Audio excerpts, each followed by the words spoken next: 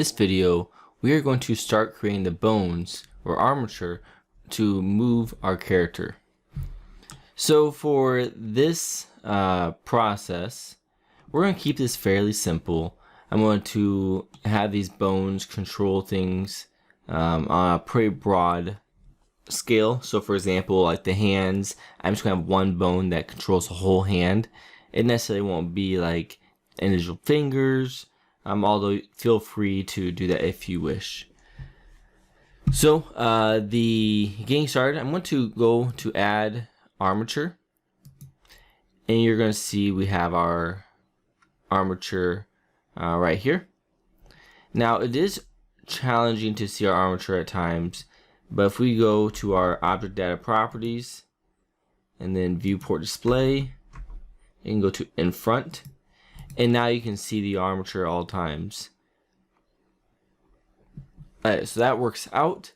Now the next thing I want to do here is I want to move this bone down. So if I were to click on the bone and go into edit mode, I can start to manipulate this bone. So I'm just going to move it down the Z axis to about the base of our character here.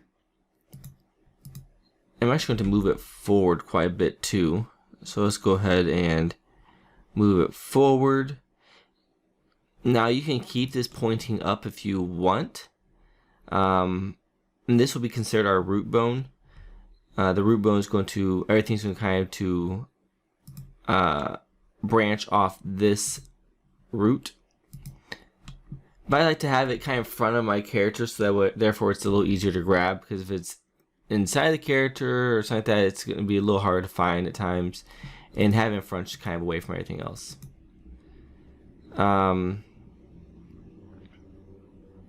Okay, so first thing I want to do here is I want to now just go to my side view.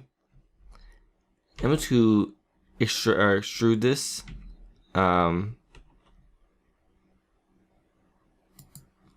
Oops. So for the blender keys, it's just E. I'm going to extrude, so I want this to go right between kind of the hips and the kind of the tail. So where the tail should kind of start, but it's probably about the hips. And then from there, I'm going to, again, go into my left view. I want to start to just move this up. So this is going to be kind of almost to the shoulder area. And then I'm going to go up the neck. And now the neck, I can make it as many segments as I want. I'm going to go ahead and make it 1, 2, 3 segments. And then I'm going to put it right about the jaw level. And now I want one more that goes all the way to the nose. And that should be pretty good there. Just go to the tip of the nose. And I want to select this point right here. I want to extrude it down. Down the jaw. And then I want to extrude it out. And I want this to be along the bottom of the bottom jaw. And so that bone will control our bottom jaw. This will control everything above it. And these will control the neck, the body. This won't do anything for us, and this will control the whole entire thing. So as you see, if I move this, everything moves with it. So back in edit mode, I now want to work on the tail, so I'm just going to go ahead and extrude out the tail. Now I'm actually going to try to show you guys a little bit different way to do it too. I'm going to extrude it all the way out to the very base of the tail, like this, and then I can select on the bone. I'm going to subdivide it 2 times, and now I'm just going to start to move these joints into place. But the nice thing about doing that is then you know they are going to be properly as far as like the width, they're all equal proportions. That looks pretty good there. You may want to even subdivide one more time, perhaps, if you want like an additional joint, and then from there you could tweak things. It's totally up to you. I personally kind of like having the 5 joints. I think it just gives a little more control. But maybe that's just me. So now that we have all the stuff down in the middle created, we need to start to make the items on these sides. So let's go and start off with the leg. So I'm just gonna go from this hip joint. I'm gonna go to my front view now. And I just want to extract or extrude this out to where it meets right where the legs meet the body. And then we'll extrude it down to where I believe the kneecap is. Then extrude down one more time to where I think the base of the heel would be. Now I'm gonna go to my side view, and I'm going to position this. Let's start off by positioning the heel. I'm gonna position it right about there's good. Then the knee, I'm actually gonna position this right to the middle of the leg, so maybe about here. And the hip, I want it to be right in the middle of that, and I think it looks pretty good there. So now the last piece of this leg, I need to extrude out forward, and I want to extend this all the way to the toe, as this will be our foot, and this will control the whole foot. So let's not worry about the opposite leg at this point. We'll get to that in just a few minutes. Let's go to the shoulder and the arm. So I'm gonna go to the front view again, extrude this out right in the middle of the shoulder, maybe right where the shoulder meets the body, and then extrude this down to what I believe is the elbow. Yeah, and then I'm gonna go to my left view at this point. I'm gonna move this into place, move the shoulder into place. And now I'm going to extrude out one more time. I'm going to extrude this all the way to the claw. Now here's the situation where you might want to have some finger joints. I'm not going to worry about that at this point. Now I'm going to my front. I want this to be right in the middle of the hand, I guess. So whatever you want to do there. And I want to just tweak this so it goes right into the elbow. Now occasionally it might help if you turn off your in front bones. That might help you out a little bit, kind of seeing know what you're doing. It's kind of up to you. So I'm gonna turn this back on though. So now I have the arm created. Next piece is the wing. I'm going to go ahead and go to my top view for this to start off and extrude this back towards the base of the wing, and that looks pretty good to me. Okay, and then I'm going to extrude this out one more time to about this corner of the wing. Now do make sure by going to your top view as well, make sure it is right inside the, and I can turn off my in front, and I see that it is touching the wing. Alright, so I'm going to just subdivide this 2 times. I think it'll be good. And then I'm going to turn off my in front bones. And I'm going to start to just position this by moving it back until it touches the mesh. And again, moving this back till it touches the mesh. And then also I want to start to move this up a little bit. You might need to tweak it a bit more.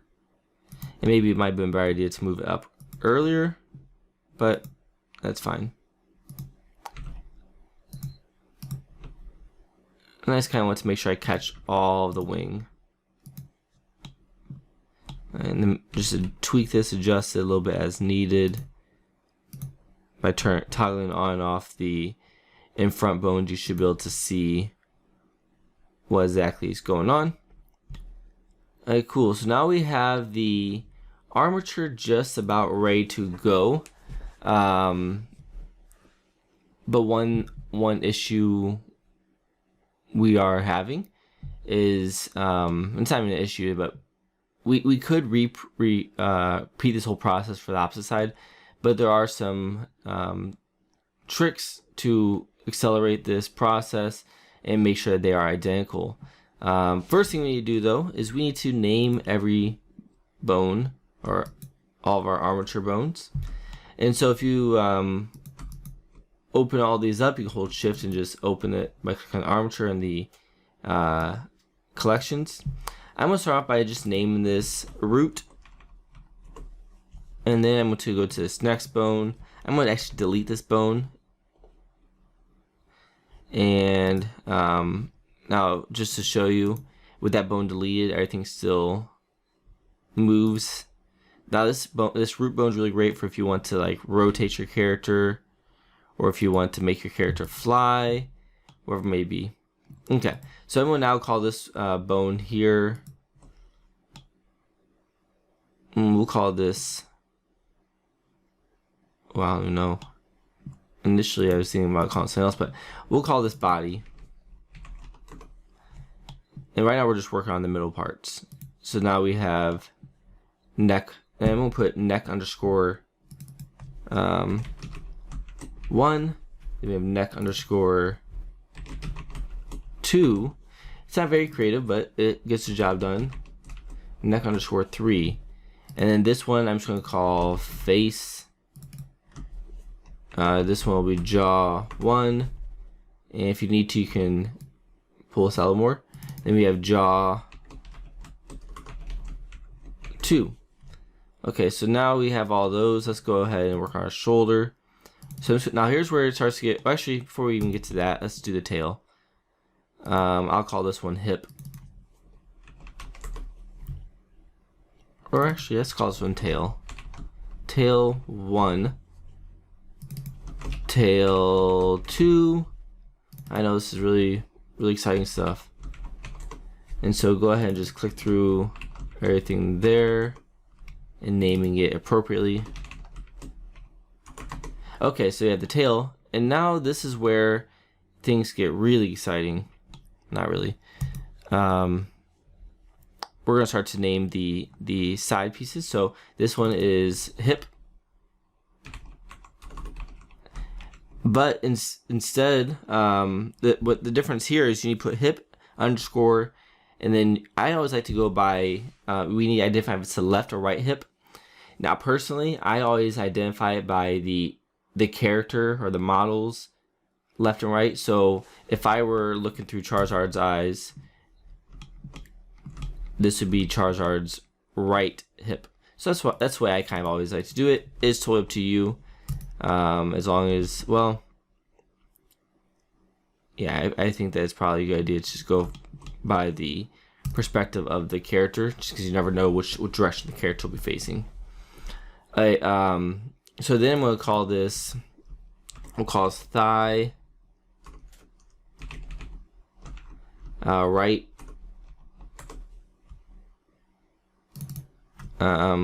shin R for right, and then foot R for right. Now let's go to the shoulder. Shoulder R for right. Let's call this bicep R, and then arm R. Okay, and then here we're going to call this wing 1 R, wing 2 R, wing 3 R, wing 4 R, and then finally wing 5 R. Okay, so now we have all of our items created. What we can do here is I'm actually going to select our mesh in object mode. Let's see. No. Edit mode, sorry. So I'm going to select our mesh, or our armature, I should say. Go into edit mode. And then with all of it selected, right click and go to symmetrize. And boom, everything has been flipped over. You'll see we have the hip left. So everything that was before now has their own left version. And again, you need to make sure that you are using underscore. I use capital L or capital R or L, whatever you might do. So do make sure you use that naming convention. And then from here, I'm going to go ahead and just select everything and then apply all transforms. And what that's going to do is it's going to make sure that if I were to move a bone, I can put it back to 0, 0, 0, and it will be back to where it belongs.